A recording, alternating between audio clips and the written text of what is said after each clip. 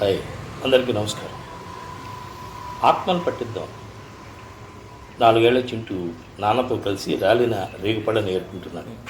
జాగ్రత్త, ముళ్ళుగుచ్చుకుంటాయి అంటూ నాన్న అడపదడప చింటూకి గుర్తు చేస్తాను. ఇంతలో అక్కడ ఎవరో వాడి పడేసిన ఎల్ఈడి బల్బు కనబడింది. అది పట్టుకొచ్చి, నాన్న నాకేం దొరికిందో చూడు అంటూ ఉత్సాహంగా చూపించాడు చింటూ. ఒకసారి చింటూ కేసు చూసి, సర్లే అది పక్కన పడేసి పళ్ళు ముందు అన్నాడు నాన్న. అదేంటి నాన్న పడేయంటావు, దీన్ని మనం వెలిగించవచ్చు అన్నాడు చింటూ. వెలిగించొచ్చా? ఎలా చింటూ అయోమయంగా అడిగాడు నాన్న.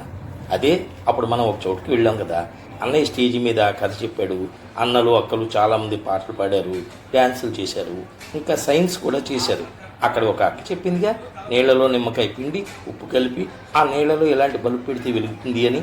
మనం కూడా అలా చేద్దామా? ఉత్సాహంతో అడిగాడు చింటూ. నెల రోజుల క్రితం పిల్లల పండుగలో చూసిన సంఘటన గుర్తుపెట్టుకున్నారన్నమాట. దాన్ని సైన్స్ ఎక్స్పెరిమెంట్ అంటారు చింటూ.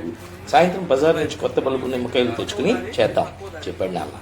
చింటూ వాళ్ళ అన్నయ్య పిల్లల పండుగలో పాల్గొనడానికి వెళ్తుంటే తోడుగా అమ్మా నాన్న వెళ్తూ ఎల్కేజీ చదువుతున్న చింటూని కూడా తీసుకెళ్లారు. అక్కడ 2 రోజుల పాటు నృత్యాలు, క్విజ్ పోటీలు, నాటికలు, సైన్స్ ప్రయోగాలు, ఇలా వీలైనన్ని కార్యక్రమాలు చూశారు. సైన్స్ ప్రయోగాలు చేసిన విద్యార్థులను మిగిలిన పిల్లలు రకరకాల ప్రశ్నలు వేసి వాళ్ళు చెప్పే సమాధానాలు వింటూ అర్థం చేసుకోవడానికి ప్రయత్నించారు అందరూ. అందులో చింటూ కూడా ఉన్నాడు. ఇదంతా అన్న పక్కన నిలబడి చింటూ కూడా విన్నాడు. అయితే అక్కడ జరుగుతున్నవన్నీ చింటూ స్థాయికి మించినవి కాబట్టి వాడికి చెప్పిన అర్థం కావాలి అనుకున్నారు అమ్మా నాన్న. నిజమే, అవేవి చింటూకి అర్థం కాలేదు. ఎందుకు చేశారన్నది తెలియదు. కానీ ఆ పిల్లలు చేస్తుండగా చూసిన కొన్ని ప్రయోగాలు మాత్రం చింటూ మెదడులోకి ఇంకిపోయాయి. నేను కూడా ఇలాంటివి చేయొచ్చు అన్న ఆలోచన తట్టింది.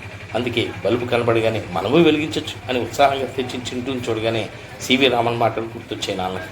సైన్స్ పాఠాలని మాతృభాషలో నేర్పాలి, ఆంగ్లంలో చెప్తే కంఠత నేర్చుకుంటారు కానీ ఆత్మను పట్టుకోలేరు అన్నారు ఆయన. నిజమే, పిల్లల పండుగ విద్యార్థులకు ఆ ఆత్మను పట్టుకునే అవకాశాన్ని ఇచ్చింది.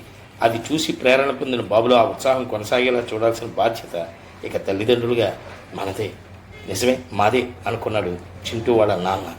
ఇదండి, ఎప్పుడైనా పిల్లల్ని ఎక్కడికైనా తీసుకెళ్లాలంటే వాళ్ళ చదువు పాడైపోతుంది, వాళ్ళు డిస్టర్బ్ అయిపోతారు, వాళ్ళ జీవితం సంకనాగిపోతుంది అనేటువంటి పిచ్చి పిచ్చి మాటలతో, వెర్రి ఆలోచనలతో తల్లిదండ్రులు ఈరోజు వాళ్ళకి నేర్పాల్సినటువంటి ప్రాపంచిక జ్ఞానాన్ని నేర్పకుండా పుస్తక జ్ఞానాన్ని మాత్రమే అందిస్తూ వాళ్ళని చాలా అసమర్థులుగా తయారు చేస్తున్నారు. ఆ తప్పంతా కూడా తల్లిదండ్రులుగా మనదే. ఆ తప్పుని సరిదిద్దుకుందాం. ఇటువంటి వాటికి తీసుకెళ్లే ప్రయత్నంలో